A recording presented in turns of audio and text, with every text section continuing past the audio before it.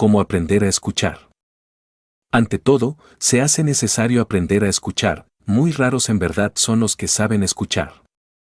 Por lo común, cuando alguien escucha, no escucha, porque su yo, su ego, traduce todo lo que escucha a su propio lenguaje, a su propia idiosincrasia psicológica, dentro de su criterio, y total, no escucha. La gente, para poder aprender a escuchar, debe antes que todo despertar la conciencia. ¿Cómo podría escuchar psicológicamente alguien que tiene la conciencia dormida? Para saber escuchar hay que estar presentes.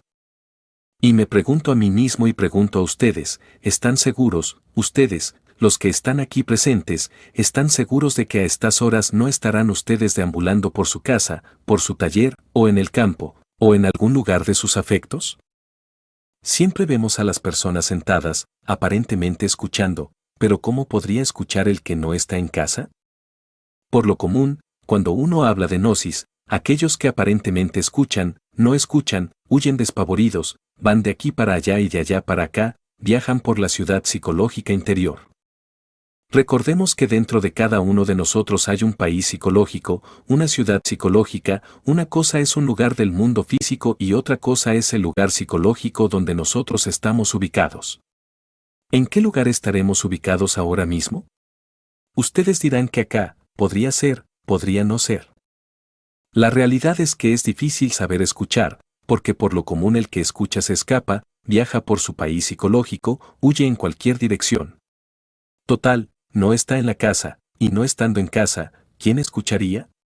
¿La personalidad humana? Verdaderamente, ella no sabe escuchar. ¿El cuerpo físico? Ese no es más que un instrumento. ¿Quién escucharía entonces?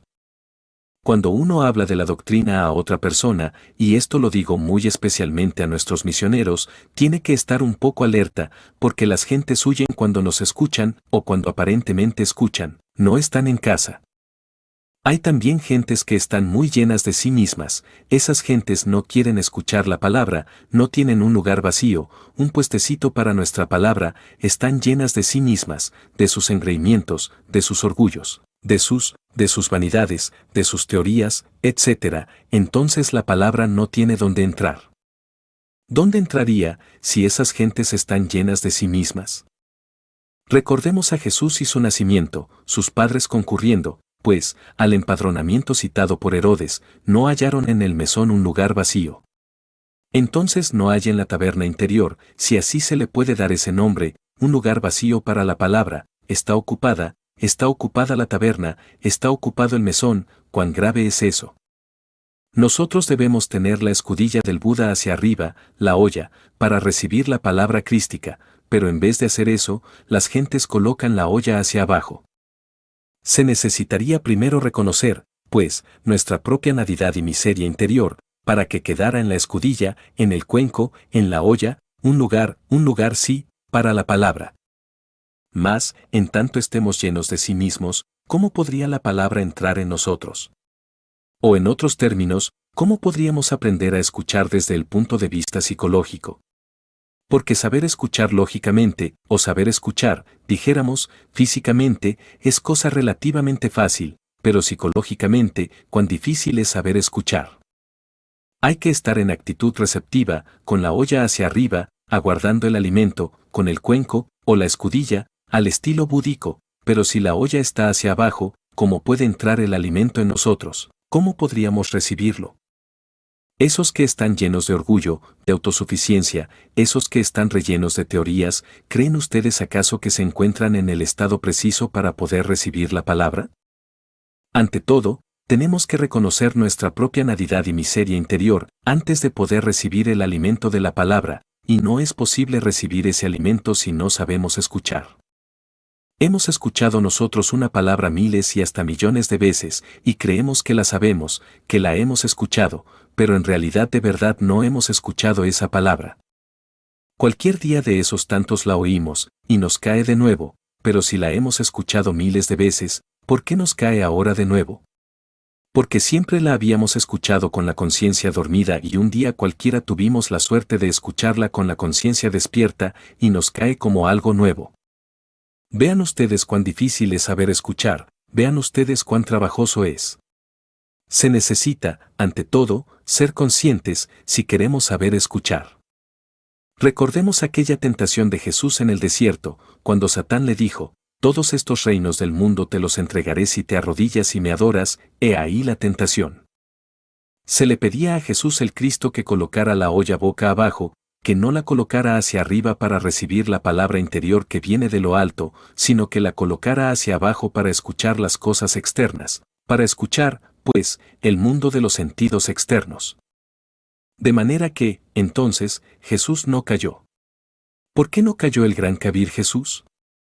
Porque él estaba siempre alerta y vigilante, como el vigía en época de guerra, tenía la escudilla hacia arriba, no hacia abajo, estaba aguardando recibir el alimento. Pero si él hubiera caído en tentación, es decir, si hubiera colocado la escudilla, la olla hacia abajo, hubiera escuchado palabras externas, cosas que vienen de afuera, cosas del mundo físico, no habría sido capaz de escuchar psicológicamente. Así, mis queridos hermanos, nosotros tenemos que volvernos cada vez más receptivos a la palabra, debemos aprender a escuchar psicológicamente. Más repito, ¿cómo se podría escuchar si estamos fuera de casa? Para poder escuchar, hay que estar en casa. ¿Y quiénes están fuera de casa? Pues todos los inconscientes. ¿Ustedes pueden estar seguros de que en este momento me están escuchando? ¿Podrían asegurarlo? ¿Podrían ustedes asegurarme, en este momento, jurar de que ustedes están íntegros o deambulan ustedes por otros lugares? La cruda realidad de los hechos es que cuando escuchan, las gentes no escuchan porque andan por otros lugares, están ausentes, no están en casa, deambulan. ¿Por qué no recuerdan las personas, las gentes, sus vidas anteriores? Pero ¿cómo las van a recordar si no están en casa? ¿Puede uno recordar acaso algo que no ha experimentado? Estar en casa. ¿Quién sabe lo que es estar en casa? Me refiero a esta casa, a la persona humana. Normalmente, el ser anda fuera de casa, entonces, ¿cómo podríamos recordar las pasadas existencias si siempre estuvimos fuera de casa? Hay dos cosas capitales en nuestros estudios gnósticos. Primero, recordación de sí mismos, es decir, de nuestro propio ser, y segundo, relajamiento del cuerpo. Recordarse a sí mismo y relajar el cuerpo debemos hacerlo continuamente. Recuerden que el cuerpo siempre está en tensión, los nervios en tensión, los músculos. Hay necesidad de aprender a recordarse a sí mismo y relajar el cuerpo, yo lo hago continuamente, todo el día, el recuerdo de mí mismo y relajarme el cuerpo, ya sea en un sillón, sea en una cama o donde fuere. Eso es indispensable. Durante el día ir recordándonos cada vez más y más, es decir, de nuestro propio ser. Por olvido del ser, en realidad de verdad, las gentes cometen muchos errores y tienen tantas teorías tan equivocadas. Si Laplace, el gran astrónomo y matemático francés, no se hubiera olvidado de sí mismo, de su propio ser, no habría concebido jamás en su mente esa teoría, la famosa teoría de Laplace. Esa teoría es falsa, absurda, completamente. Cuando Laplace presentó su teoría a Napoleón Bonaparte, explicándole cómo de una nebulosa sale un planeta o un sistema solar, entonces Napoleón le dijo: ¿Y cuál es el puesto que habéis dejado a Dios? Cínicamente responde: No, señor, yo no he necesitado de Dios para elaborar mi teoría, vean ustedes la autosuficiencia. Precisamente por lo mismo, como Laplace se olvidó de su ser interior profundo, pudo elaborar esa teoría falsa, porque a ningún astrónomo del planeta Tierra le consta jamás, nunca jamás, haber visto con sus propios ojos, un planeta saliendo o emergiendo de entre una nebulosa. Así que entonces no les consta, sin embargo, la han admitido muchos necios como dogma de fe. Si Laplace no se hubiera olvidado de sí mismo, no habría elaborado esa absurda teoría. Por ahí anda un necio que echó una gota de aceite entre un vaso con agua, con un palillo se propuso hacer girar la gota de aceite, se extendieron anillos que luego quedaron girando alrededor de la gota central, y dijo: Ah, sí, así se formó el universo. Le preguntan: ¿y entonces qué, y Dios? Yo no he necesitado de Dios, vea cómo se forma. Pero bien tonto. No se da cuenta de que en su teoría, está él haciendo el papel de Dios, pues él, con ese movimiento, está haciendo girar el aceite las gotas de aceite alrededor del núcleo central. Sin embargo, es tan necio que no se da cuenta que necesitó de la inteligencia que moviera la mano, él ocupó su puesto momentáneamente. Sola la gota de aceite no giraría, ni se extenderían anillos, necesitó de una mano que la moviera, o de un impulso inteligente. Pero el cínico el tonto está haciendo el papel de Dios, y sin embargo, negando a Dios, de manera que así es la gente, torpe, cuando se olvida de sí misma. En cuanto a mí se refiere, gracias a Dios no me he olvidado de mí mismo, de mi propio ser, por lo tanto digo que la nebulosa de Laplace y su teoría nebular, es falsa. Yo voy más lejos, yo estoy con Sababat, con Sabatat. ¿Qué es eso? Dirán ustedes, DLAMAHATH, al afirmar a, no estoy cometiendo ningún delito. Es la inteligencia directriz, formada, dijéramos, por el Sabaoth, por el ejército de la palabra. ¿Cómo surgió el universo? ¿De una nebulosa? No es cierto, no digan falsedades. Surgió de Sabatat, de la substancia madre, caos, mula prakriti, dirían los indostanés, eso es obvio. Que se celebraron ciertos rituales, tántricos por cierto, en el amanecer del Manvantara. Es cierto. Claro, los Elohim, que en su conjunto constituyen el Sabaoth, ese ejército de la palabra, se desdoblaron a sí mismos en la forma del andrógino divino, pero al desdoblarse a sí mismos como macho-hembra, quedaron lo suficientemente preparados para fecundar la materia caótica, así fue que la Isis y su principio masculino, ejercieran entonces una cópula de tipo químico, metafísico, para fecundar la materia caótica, para fecundar a Sababat, al caos. Entonces, separaron las aguas superiores del caos, de las inferiores. Y esas superiores fueron fecundadas por el fuego, ascendieron por la espina dorsal de Isis, hablando en forma colectiva, fueron fecundadas por el principio masculino eterno, con el fuego. Luego regresadas, posteriormente, al caos, para que el caos fuera a su vez fecundado, y así surgió la vida, surgió el semillero de todo lo que es, ha sido y será. Se produjo el remolino atómico por todas partes. Luego, los gérmenes de la existencia, los átomos elementales, los gérmenes elementales que había, surgieron los mundos con todas sus formas de vida, todo eso gracias a Elohims, o a los andróginos divinos, o a la hueste de los Elohims, para hablar más claro. Pero no había allí ninguna nebulosa.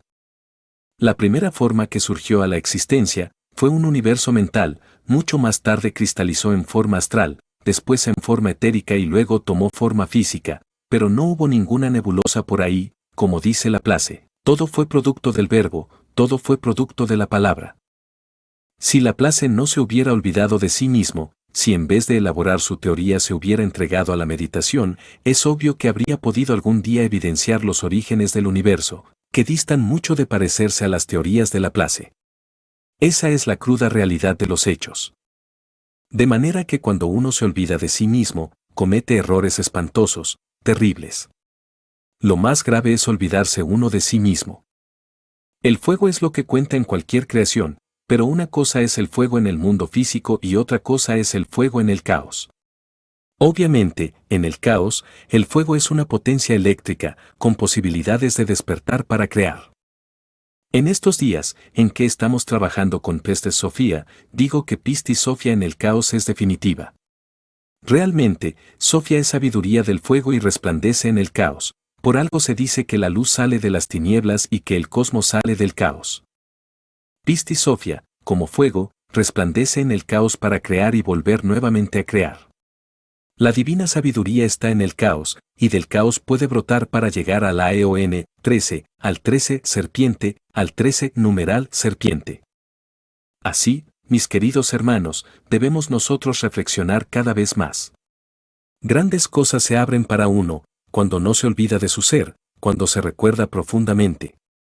Es aconsejable que los hermanos, diariamente, sea por 5, 10 minutos, un rato, media hora, se recuerden de sí mismos, que sentados en un sillón, relajen su cuerpo totalmente, y un día podrán llegar a la experiencia de lo real. Por ese camino, es un modo de actuar sobre el centro emocional por medio del centro motor. Adoptar luego, Esa actitud de la mente, en plena relajación, vivenciando al ser, sintiéndolo, experimentándolo,